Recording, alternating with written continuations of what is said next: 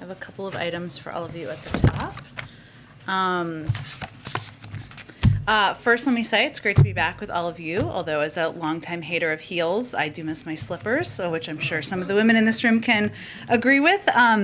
But just to reiterate, I had intended to go on the trip with the president about 2 weeks ago. I did not go on the trip because I had members of my household who had tested positive for COVID. So out of an abundance of caution, I stayed home. I received 4 negative tests, and then on October 31st, I received a positive test, and I put out that information out of an abundance of transparency. I had not seen the president or had close contact for 5 days given the trip, and when I did see him 5 days prior, we wore masks and we were sitting outside. As I noted in my initial statement, and was still the case even after that, I had mild symptoms, primarily fatigue, and I remain incredibly grateful for the vaccine and the impact of the vaccine in keeping me safe and other people in my house safe as well. I also noted in my initial statement that I would be abiding by a 10-day quarantine, which for the math, it started on November 1st, which was the day after I received a positive test.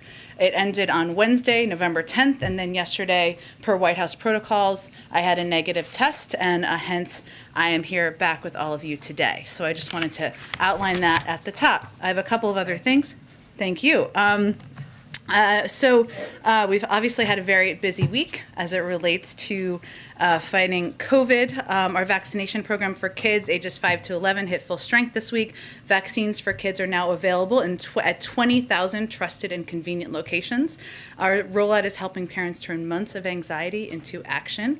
On Wednesday, we estimated that nearly 1 million kids have already received their first shot, and 700,000 additional appointments are already scheduled through pharmacies alone. That doesn't obviously track everybody, but that's still a significant progress. And we anticipate many more will be getting vaccinated in the weeks to come. The First Lady visited a children's vaccination site this week in Virginia and is headed to Texas next week to visit another site to help communicate with families, with parents about the safety and the efficacy of these vaccines. I also wanted to give an update on the success of vaccine requirements. New data show that as vaccination requirements expanded, our vaccination rate also increased. In the past week, we're averaging nearly 300,000 first shots for people ages 12 and older per day. These are new people getting vaccinated. For comparison, in mid-July, before the president began implementing vaccine requirements, we were averaging less than 250,000 first shots per day. It's clear that these requirements, driven by the president's leadership, are getting more people vaccinated, accelerating our path out of the pandemic, saving more lives. The vaccine requirements we put forward are going to continue to accelerate our path out of the pandemic. That's how we see our path forward. I'd also note that we're encouraged by the progress companies like JetBlue are making as they implement their own vaccine requirement. Here we're firmly in the camp of accelerating our path forward as we have conveyed. Also wanted to note that over 27 million Americans have now gotten their booster. And on testing, this week we invested an additional $650 million in rescue plan funding to help point-of-care diagnostic test manufacturers scale up their production. It builds on aggressive actions we've taken over the past several months, including to quadruple the supply of at-home tests to over 200 million per month starting December. I know I ordered some from Walmart myself. They came the next day and I used them at home. Finally, on ensuring equity throughout our response, the President's COVID Health Equity Task Force submitted its recommendations to help us build on this progress. Already, we've announced $785 million investment in rescue plan funding to support community-based organizations that are continuing to build vaccine confidence across communities of color, rural areas, and low-income populations. Finally, I would note 99% of schools are open for in-person learning, and we're helping parents get their kids vaccinated, which means now 95% of people in this country are eligible to be vaccinated. Finally, a week ahead, on Monday, the President and the First Lady will participate in a Tribal Nations Summit coinciding with National Native American Heritage Month. This will be the first summit since 2016 and the first time that this summit has been hosted at the White House. The President will address tribal leaders and announce a number of steps to improve public safety and justice for Native Americans. and protect private lands, treaty rights, and sacred places. The Vice President will be speaking at the summit on Tuesday, and members of the Cabinet will be joining to discuss dozens of agency-specific policy deliverables. Also on Monday, the President will host, as you know, a bipartisan bill signing ceremony for his bipartisan infrastructure deal, where he will be joined by members of Congress who helped write the historic bill and a diverse group of leaders who fought for its passage, governors and mayors of both parties and labor and business leaders. Also on Monday, very busy day, have your coffee and spinach or whatever you like for breakfast. On Monday evening, the President will meet virtually with President Xi Jinping of the People's Republic of China. The two leaders will discuss ways to responsibly manage the competition between the United States and the PRC, as well as ways to work together where our interests align. On Tuesday and Wednesday, the President will continue traveling across the country to highlight how his bipartisan infrastructure deal delivers for the American people. So on Tuesday, he's going to be visiting the New Hampshire 175 bridge over the Pemigewasset, I see how I did that, river in Woodstock, New Hampshire, which has been on the state's red list of bridges in poor condition since 2013. There he will discuss how the infrastructure deal will repair and rebuild our nation's roads and bridges while strengthening resilience to climate change. On Wednesday, he will travel to Detroit to visit GM's Factory Zero electric vehicle assembly plant. He will highlight how his infrastructure plan will build electric vehicle charging stations across the country, making it easier to drive an electric vehicle, and also investing in a huge clean energy industry that will put many people back to work. In both Michigan and New Hampshire, he will underscore the bipartisan infrastructure deal will create good-paying union jobs. On Thursday, the President will host Prime Minister Justin Trudeau of Canada and Prime Minister Obrador of Mexico for the first North American Leaders Summit since 2016. He will participate in individual bilateral meetings with each leader ahead of the summit that day as well. And last, but certainly not least, on Friday, he will pardon the national Thanksgiving turkey, continuing the transition in a ceremony in the Rose Garden. This is the 74th anniversary of the National Thanksgiving Turkey presentation. We're all very excited to meet the soon-to-be famous turkey and its alternate. Did you all know there's always an alternate? Two turkey lives are actually saved, which were raised in Jefferson, Indiana. With that, Zeke. Thanks, Jen, and welcome back. Thank you. On the health and COVID subject, could you speak a little bit about how frequently the President is tested for COVID-19 right now, and then also when does he plan to undergo his annual physical? He will be doing his physical soon. As I've noted before, as soon as he does that, we will apparently to all of you. He is regularly texted under the guidance of his doctor. We do provide that information regularly to all of you. I'm happy to check and see when the last time he was tested and provide that to you after the briefing as well. Thanks. And does the White House have any reaction to the sentencing of American journalist Danny Fenster in Myanmar? Any interaction from the White House or efforts on the part of the White House to try to get him free? I will say that obviously we are always concerned about the detention of individuals around the world, journalists, dissidents, people who are speaking freely and speaking on behalf of the media as well. In terms of direct action, it really would be under the purview at this point of the State Department. I would point you to them for any updates on the status or engagement that they have with the officials there. And lastly, after this morning's APEC meeting, there was no resolution on the U.S. bid to host in 2023. Can you confirm that Russia is the obstacle to that U.S. hosting that summit in a couple of years? And then on the topic of Russia, there have been a number of reports in the last couple of days about concerns on the U.S. government over a potential Russian invasion of Ukraine, the troop buildup over there. Has the President reached out to President Putin? What's the level of engagement right now between the White House and Moscow? Sure. Let me start with your first question. APEC hosting requires the consensus of all 21 economies. We thank the vast majority of members for their strong support so far. One economy, and I'm not going to confirm which economy that is, but is still undergoing consultations and has not yet joined the consensus. And our hope is certainly that we move past this impasse that is resolved and that we can continue the positive momentum on economic cooperation through APEC. And then in terms of your second question, say it one more time, I apologize. Regarding the Russian troop buildup and Ukraine concerns in the U.S. government about potential invasion over there, and any White House to Moscow engagement in the last couple of days regarding that buildup. Well, in recent weeks and certainly days, we've had extensive interactions with our European allies and partners including with Ukraine, but about our concern about these reports. And during these meetings, we've, of course, been discussing our concerns about the Russian military activities and their harsh rhetoric toward Ukraine.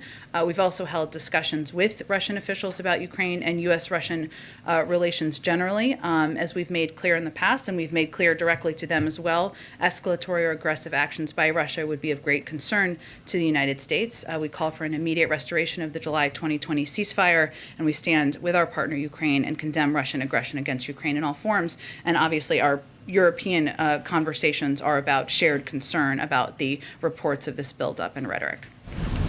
Go ahead, Andrea. Hey, so welcome back. Thank you so much, Tim. I wanted to ask you about the Xi meeting that's coming up Sure. on Monday. So are you expecting anything sort of concrete to come out of it? Or is this really more about reestablishing a kind of a better basis for dialogue? Sure. Well, I think this is why you're asking me the question. So let me just go back just briefly of kind of what our strategy has been to date. I mean, this meeting is coming after 10 months of President Biden taking action so we can outcompete China in the long term. And that means investing in ourselves at home to strengthen our own competitive hand. It means working with our partners and allies to make sure we have a united approach and a coordinated approach as it relates to engagement with China. We, of course, believe in intense competition. We believe and understand intense competition as part of that relationship. We also believe that that requires intense diplomacy. So this is a reflection of that. And if you go back to the president's phone call on September 9th, where this was discussed, and obviously there was follow-up engagement, part of the discussion was about the importance of that leader-to-leader engagement, not because we are seeking, and we're not, specific deliverables or outcomes, more because this is about setting the terms, in our view, of an effective competition where we're in a position to defend our values, which certainly will be part of the president's conversation, and those of our allies and partners, and also discuss areas where we can work together. So I would see this, Andrea, as more of a continuation of that intensive diplomacy, given that we believe intense competition requires that, and I wouldn't see this as I wouldn't set the expectation, I should say, that this is intended to have, major deliverables or outcomes. Yeah, so there were reports that President Xi could ask the president to attend the Olympics in February. What kind of signal would it send if the president were to attend the Olympics, given the concerns that have been raised about China's actions toward Taiwan, its increased Russian flights there in that region? Would that be a problematic situation for the president? Well, I understand why, but we're getting a few steps ahead of where we are. I will also note, for all of your planning purposes, and don't want to ruin your Sundays, but there will be a preview call of the summit on Sunday that all of you will be invited to. So in terms of the Olympics or any invitation, I don't have anything for you on that at this point. Okay, just a quick one on the economy, on inflation.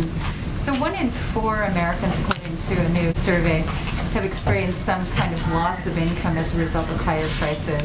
The president has expressed concern about this. I know that you are working on different fronts On cue.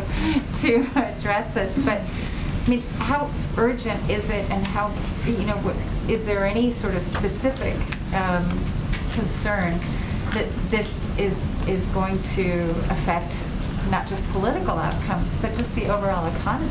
Sure. Well, Andrea, first let me say that, a lot of the talk about inflation, I'm not saying from you, but in general out there, has been, it's become a political cudgel, and it shouldn't be. It's impacting, as you said, millions of Americans, no matter their political party, and that's certainly of concern to the president. I would note that everyone from the Federal Reserve to Wall Street agree with our assessment that inflation is already expected to be substantially decelerate next year. I know you're not talking about that, but that's an important component here. And economists across the board also agree that the president's economic agenda, the bipartisan infrastructure bill that he will sign on Monday, and the Build Back Better bill that we are working to move forward, will not add to inflationary pressure and will ease inflationary pressure over the long term. But when we move past the economic jargon, which I realize is what you're asking me, and talk about the real impacts on people's lives, we're really talking about cost to people, right? And you talked about this on Wednesday. So it's cost of childcare, cost of housing, cost of gas, cost of household goods. That's how people are experiencing this on a day-to-day basis, and that is, of course, of concern to the president. Our view is that the real risk here is inaction, and the reason I wanted to do this slide today. I love slides and graphics. So on my first day back, we had to have one, but is because if we don't act on Build Back Better, what we're doing is we won't be able to cut childcare costs in 2020. We know that is a huge impact on people's daily lives and American families. We won't be able to make preschool free for many families starting in 2022, saving many families $8,600. We won't be able to get ahead of skyrocketing housing costs. I mean, that's a part of this bill too. Has a major investment in building new housing, affordable housing units so that people can move into them and live in them and address the pending housing crisis. And we won't be able to save Americans thousands of dollars by negotiating prescription drug prices. So our view is this makes a strong case. This is a strong case for moving forward with this agenda, because what we're really talking about is cost to American families, how it's impacting them, and that's something that if we don't act now, we won't be able to address these things in the short term either. Go ahead. Thanks so much, Jen, and welcome back. The president has picked Dr. Rob Califf as his pick for FDA commissioner. We've already seen Senator Joe Manchin come out in opposition against him, citing his significant ties to the pharmaceutical industry, as Senator Manchin put it. Is the White House confident that Dr. Califf can get confirmed as FDA commissioner? We are, and I will say that the president chose Dr. Califf, and this was in his statement, but let me reiterate some of this, because he's one of the most experienced clinical trialists in the country, has the experience and expertise to lead the Food and Drug Administration during a critical time in our nation's fight to put an end to the coronavirus pandemic. I'd also note that how we see this, or how this president sees this nomination, is a continuation of what he views as excellent work under the leadership of acting FDA Commissioner Dr. Janet Woodcock, who's led the agency through a challenging time because of what's happening in the world and, of course, fighting the pandemic. I would note that 5 years ago, sorry, my math was a little off there, he was confirmed by a vote of 89-4. One of those four is the individual you mentioned, and every senator can vote for or against members or people who are nominated. That's their role, but we feel he's a qualified person who has the exact experience for this moment. Thank you. And how many Republicans should we expect to see at the signing ceremony here on Monday? We will see. We've invited a broad group of Republicans, some in Congress, governors, mayors, individuals who played a role in helping move the infrastructure bill forward. And as we get close to Monday, or on Monday, we'll provide you, of course, a list of attendees. Have any Republicans, like Senator Mitch McConnell, said they will not be at that signing ceremony? I think he's spoken to this publicly, so I'll point you to that. But certainly we have the invite out to a range of members where the president looks forward to thanking them for their work, for working together to get this done for the American people. Any confirmed, though? Last question on the President-Xi meeting on Monday. Will the president hold a press conference afterward like he did following his meeting with President Putin? And does he plan to bring up the COVID-19 origins with President Xi, given he has said that China has been blocking investigators from getting access to information that's critical to that? That is a remaining concern, and there will be a broad range of topics that will be discussed, and the president's certainly not going to hold back on areas where he has concern. Again, I would point you to the fact that we'll do this preview call on Sunday where they'll talk in more detail. It's Monday evening, so I would not expect a press conference that later after the call, given the time difference. But anytime next week to hear the president talk about I think this? there is one planned for after the meetings with the Mexican and Canadian leaders next week. Go ahead. I'll come back to you. Sorry. You just said that the real risk on inflation is inaction, but so far this week we haven't seen any action from the administration on gas prices. The president in Europe said, we would see action sooner rather than later. On Wednesday, that it was his top priority. So, is he going to tap the SPR, ease biofuel blending requirements, ban crude exports? And if the answer is you still haven't kind of decided on any of this, what is the message to Americans headed into Thanksgiving, where everybody will be driving to see their family and friends, that you think the current prices are acceptable? We certainly don't think that. The message to Americans is that We're not just closely and directly monitoring the situation, which of course we've been doing, but we're looking at every tool in our arsenal. You mentioned some of them. While I don't have anything to preview today, the president is quite focused on this, as is the economic team. And I would note again that we have taken a range of actions. We've communicated with the FTC to crack down on illegal pricing, are engaging with countries and entities abroad like OPEC on increasing supply, and we're looking at a range of options we have at our disposal. But I don't have anything here to preview for you. Axios reported that the president's considering appointing an infrastructure czar to oversee that program. Would that be somebody that comes in from outside the White House or the administration, or would we expect the transportation secretary or somebody like that to sort of hold this position? He does have an intent. He does intend to name a infrastructure coordinator and someone who could oversee the implementation of the bill. I don't have anything to preview yet on that personnel announcement. I expect we'll have something soon, and you can expect it'll be someone from outside of the administration. Last one, Senator Manchin was critical of sort of inflation this week. Obviously, there's a question of if it'll impact his vote on the Build Back Better issue, and I'm wondering if you've received any assurances from him that it will not. But also, it plays into sort of larger critique that he's had about the Fed having at some point ramped down. He wishes that they had ramped down bond buying and quantitative easing. So I'm wondering if that is a criticism that the White House agrees with, especially as the president's sort of evaluating this position going forward. I'm just not going to get into critiquing the Federal Reserve from here or their decisions, given they make independent decisions. I would note that, and I'll let Senator Manchin, of course, speak for himself and his support or concerns he may have. What we're focused on is getting this bill passed through the House next week, and we have every intention of working with leadership to get that done. And we will remain at a senior staff level at this point, engage closely with Senator Manchin, answer any questions he has.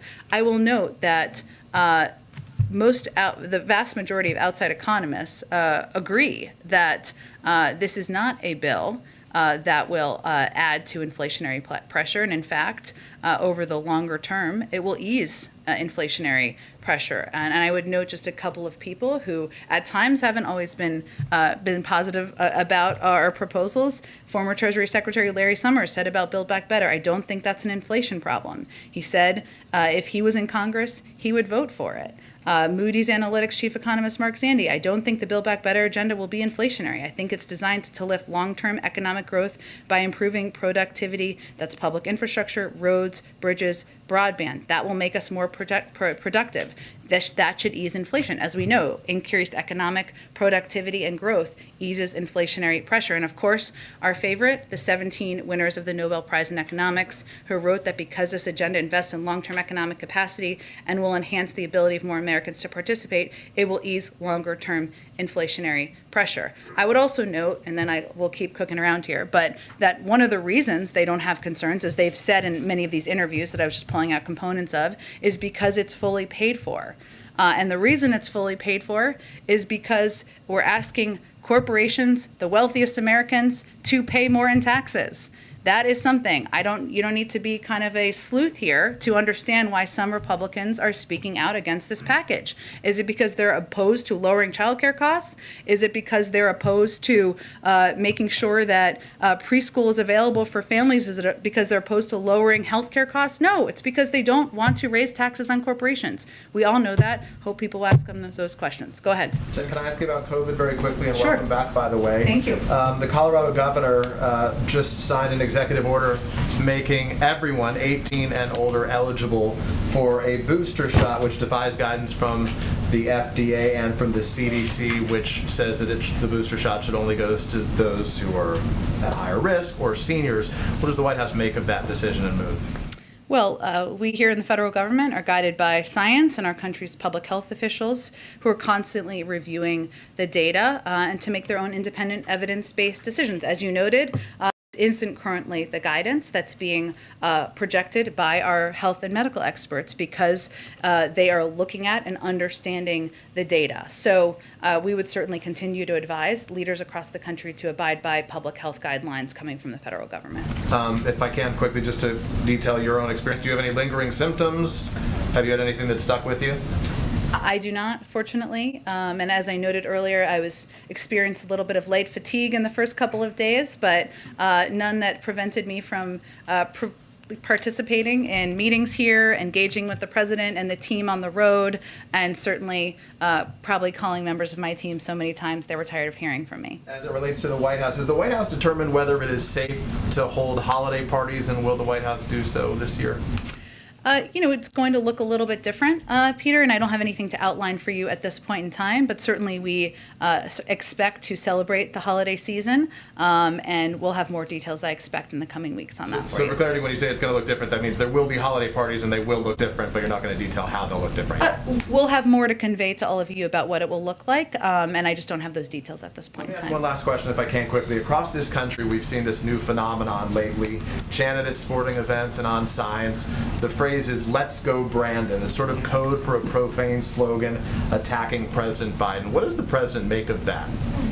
I don't think he spends much time focused on it or thinking about it. The president said when he came into office on Inauguration Day, he said he was going to help get rid of the uncivil war in this country.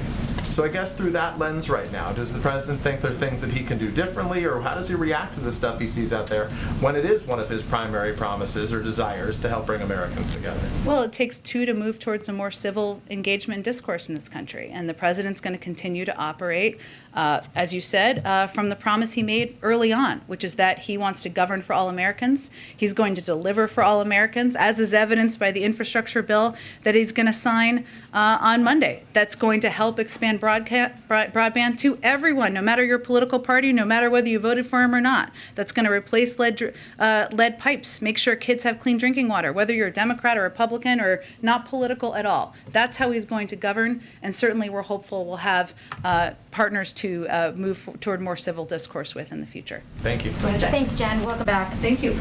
Democrats are calling for the president to release barrels from the Strategic Petroleum Reserve to bring down costs, and that would be somewhat of an immediate action to mitigate these high gas prices, as opposed to waiting for the BIF money to be implemented to address the long-term supply chain issues or the Build Back Better to be passed. Why has the president not yet done that? Does he plan to do that soon? I don't have anything to preview for you. I can just reiterate what I conveyed a little bit earlier, is that certainly the cost of gas is on the mind of the president, as it is on the mind of many Americans across the country.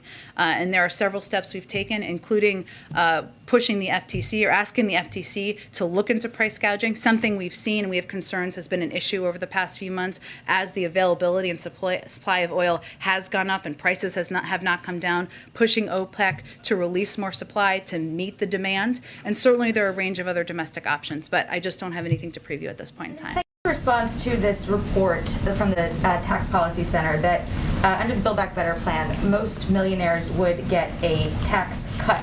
2/3 of people making over $1 million would get a cut on average of $16,800 because of SALT. Separately, it finds that 20 to 30% of middle-class households will pay more in taxes. Granted, it's a small amount, between $100 and $230, depending on income levels. But how does the White House frame this reconciliation plan as a tax cut for the middle class paid for by the rich when this analysis is showing the opposite?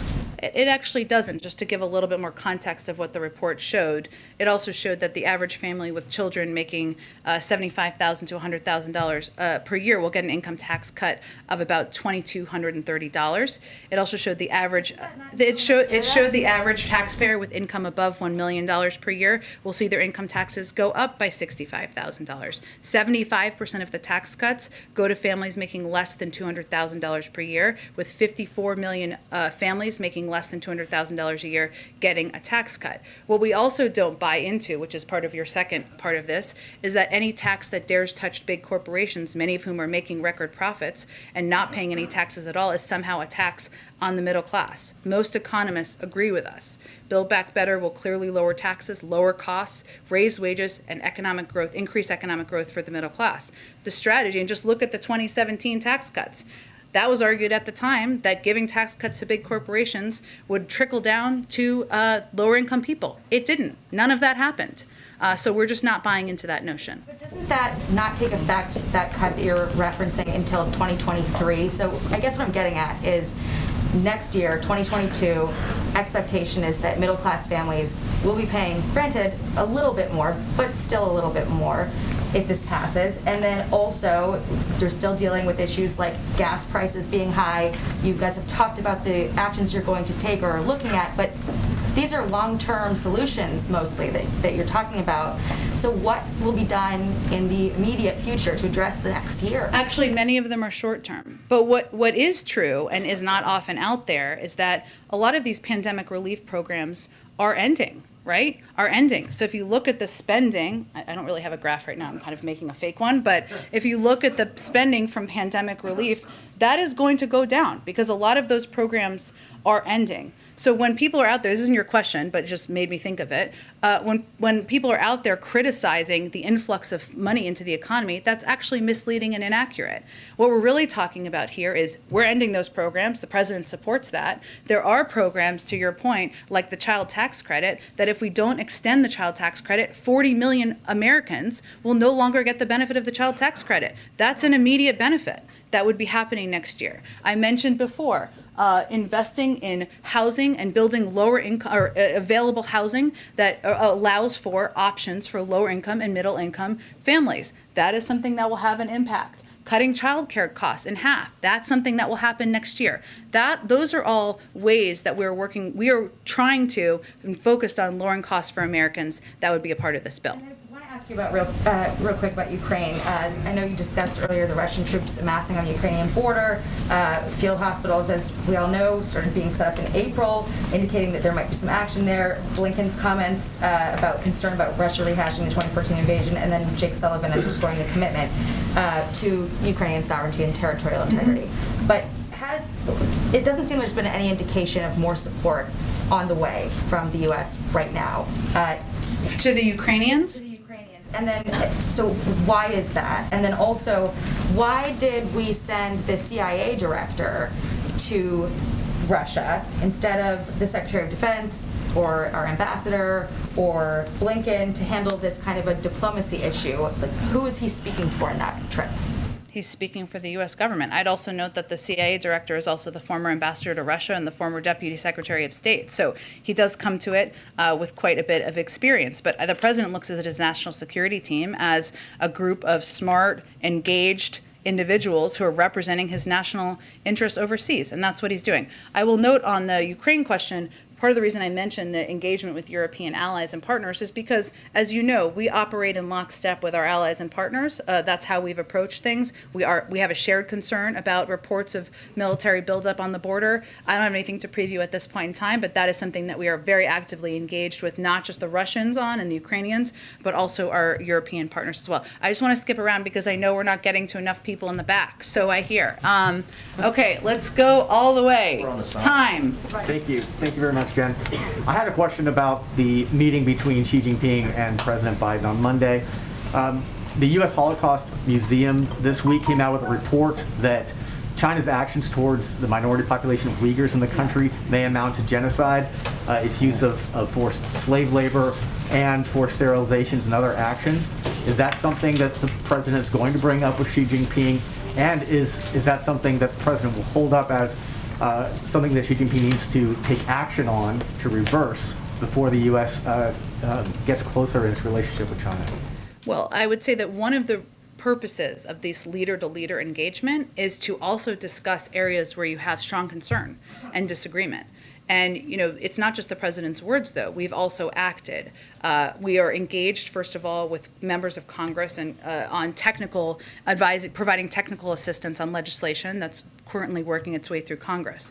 But in addition to that, we've also taken concrete measures on our own, including visa restrictions, global Magnitsky and financial sanctions, export controls, import restrictions, the release of a business advisory, and rallying the G7 to commit to take action to ensure all global supply chains are free from the use of forced labor. So this is an area where the president has been vocal. He has taken action. Again, in terms of topics that will be discussed, there will be areas where we work together, and he will not hold back, as he never has, on areas where we have concern. But I will leave it to the preview call on Sunday to give you more detail. Does the president believe that his personal relationship with Xi Jinping, going back to having a meal together in a noodle shop in Beijing in 2011 and the times that they spent together, will that have an impact on his ability to engage with Xi Jinping and get China to take actions that it's been reluctant to take so far? I would say that you've heard him talk about this before, Brian, and he feels that the history of their relationship, having spent time with him, allows him to be quite candid, as he has been in the past, and he will continue to be as we look ahead to next week. Just to okay, follow let's up go on the all the China- way in the back. There you go. On the Monday virtual meet, will concerns on the border tensions with India also be raised between the two leaders?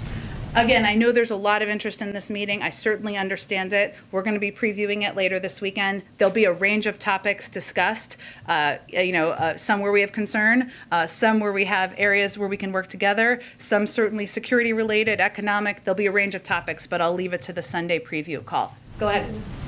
Thanks, Jen. I wanted to ask about the numbers that came out this morning about the record number of people quitting their jobs in September. Is there a concern that this number might go even higher when the vaccine mandate goes into place? And what is the administration doing to help companies who are concerned about retaining workers once the mandate kicks in?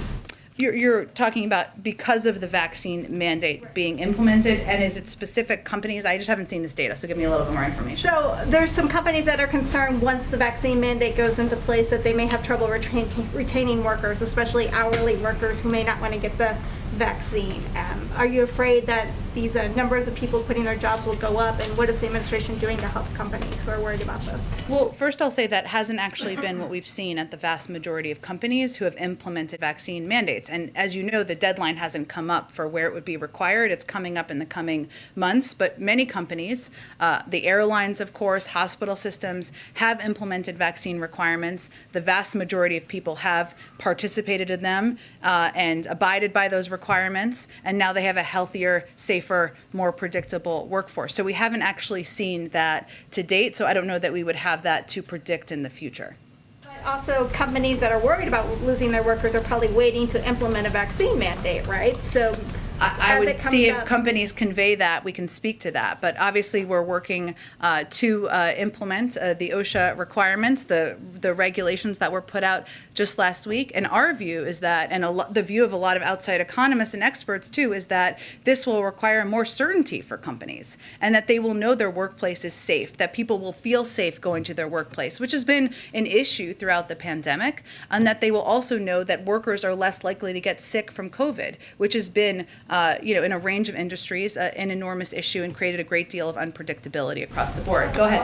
Jen, I'll come back to you, Michelle. with the Transgender Day Remembrance fast approaching, 2021 has the highest number of recorded deaths of transgender and non-binary people, totaling out at 45 this year, according to the Human Rights Campaign. The president brought attention to this issue as a candidate, but has he been briefed on it as in the White House? I'm not sure, Chris, and I'm happy to ask the president and see with our domestic policy team if they have briefed him on that. That's devastating, and that's terrible, heartbreaking to hear. It is a commitment of the president to address violence, address threats to transgender people, and anyone who's facing those threats. But I will see if he has been briefed on that. What options are on the table for him to pursue on this issue? In terms of reducing violence, let me just see if he's been briefed, and I'll talk to our domestic policy team, and maybe we can connect you directly with them to get more information. Go ahead, Weisha. Jen, so that report that my colleague was citing was not directly just about people quitting because of COVID mandates. Oh, okay. Yeah, that's helpful. But the Bureau of Labor Statistics reported that in September alone, 4.4 million people quit their jobs after 4.3 million in August. So how are those figures accounted for when the president talks about the record 5.6 million jobs created in the first 9 months, when he talks about job growth, economic growth, et cetera? Well, what you also see in the data, Weisha, I'm not sure this data, but other data, is that people feel, the vast majority of the American public, even when there are concerns about costs of household goods and other childcare costs, et cetera, that this is a good time to change careers and look for a new job.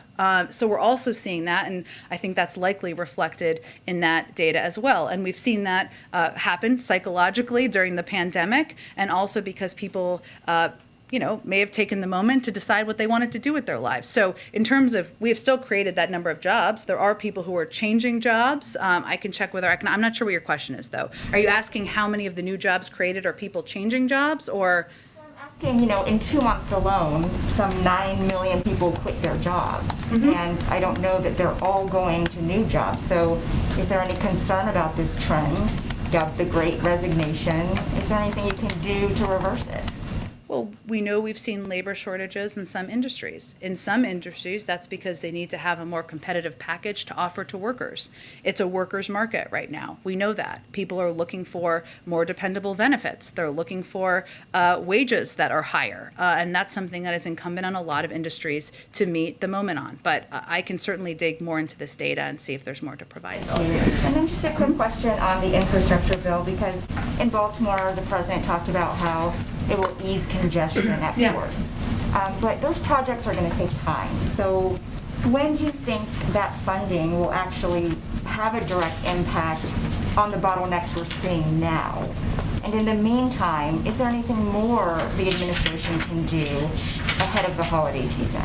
Well, one of the steps we took, there's no question that addressing, being able to ensure that goods are moving around the country more safely, more easily, without congestion, is a big objective of this infrastructure bill the president will sign on Monday, and it will help hopefully address that over the long term. As we know, the supply chain issues are global, and we're seeing them, countries around the world impacted by the global supply chain issues. So, but what he's doing here, and what he's been quite focused on, is really attacking the issue at ports and the congestion at ports, which we know is a big way that goods are coming in and where goods are moved. So we announced, I think it was last week or earlier this week, it's all running together, that within 45 days we'll be launching $240 million in grants to improve ports.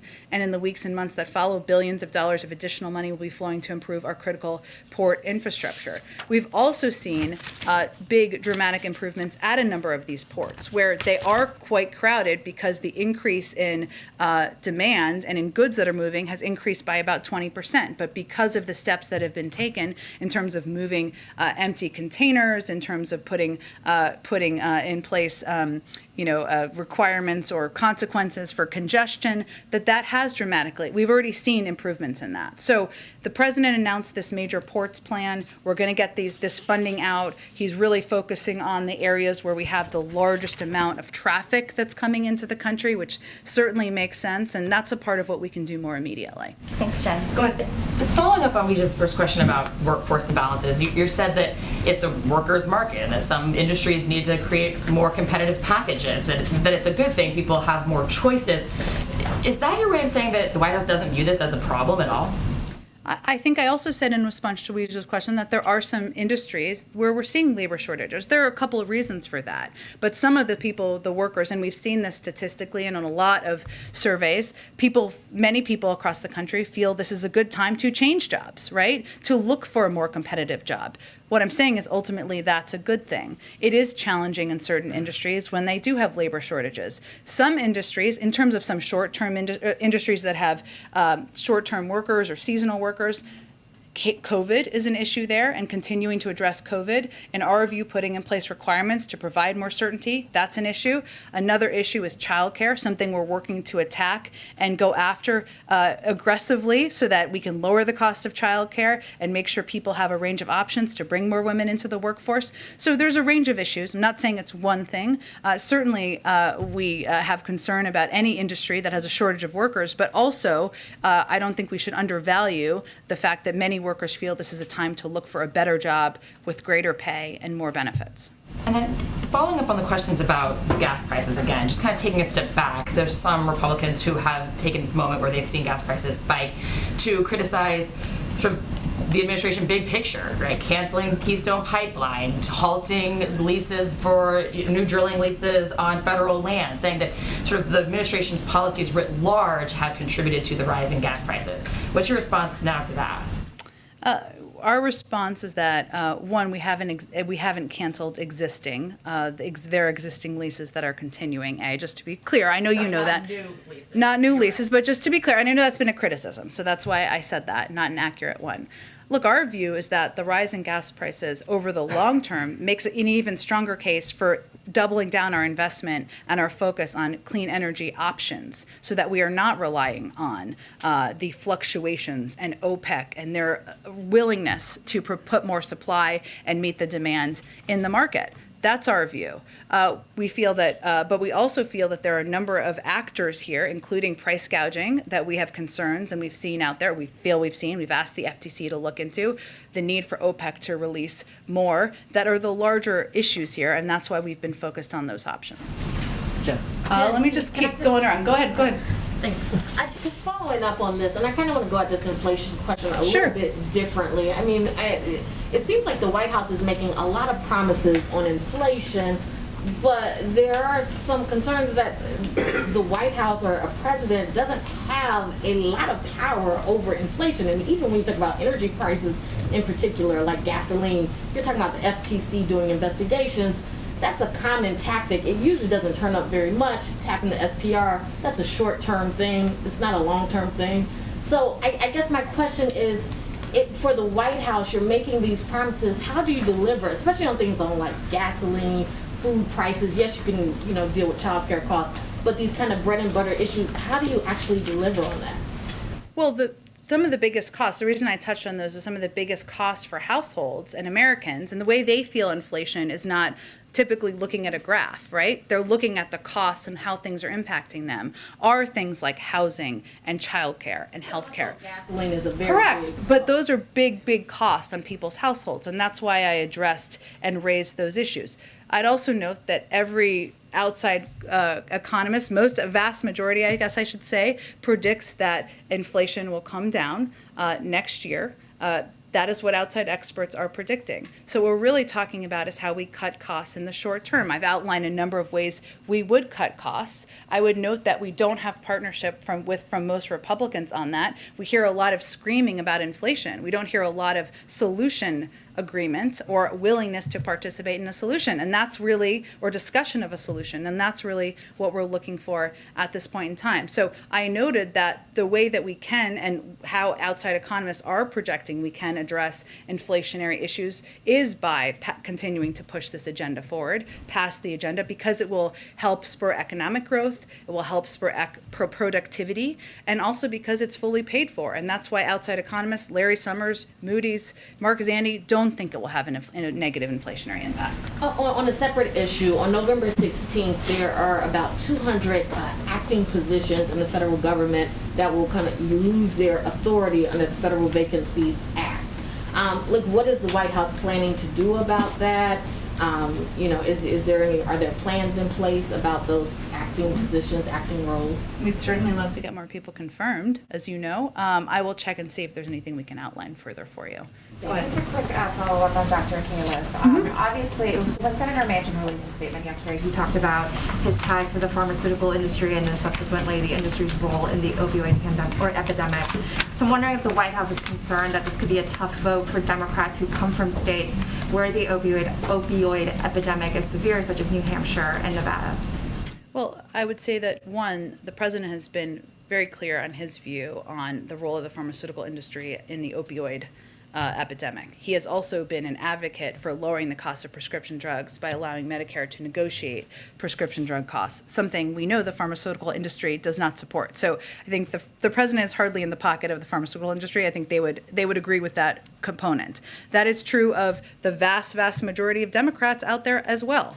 And what the president the reason he nominated Dr. Califf is because he feels he is qualified, he has the experience, he's ready to take on this job the day he's confirmed, and that's probably the reason why he was supported and passed with overwhelming support of Democrats and Republicans just 5 years ago. Okay, can I ask you a question on Ethiopia? Sure. Thank you and welcome back. Thank you. Miss you the most. And thank you for taking questions across the behind you. And It's our regional reporter. We'll get to him in a second. Go ahead. thank you for taking questions across the room. Maybe the other thing is if we can limit follow-up question to 2, that would be great for everyone to have an opportunity. Ethiopia seems to be on the brink of a civil war. The U.S. State Department is urging Americans to leave the country and even providing loans for those who cannot afford to depart to leave Ethiopia now. The U.S., the AU, the UN are urging Ethiopian leaders to embrace peace, but we do not seem to be near any peace at the moment.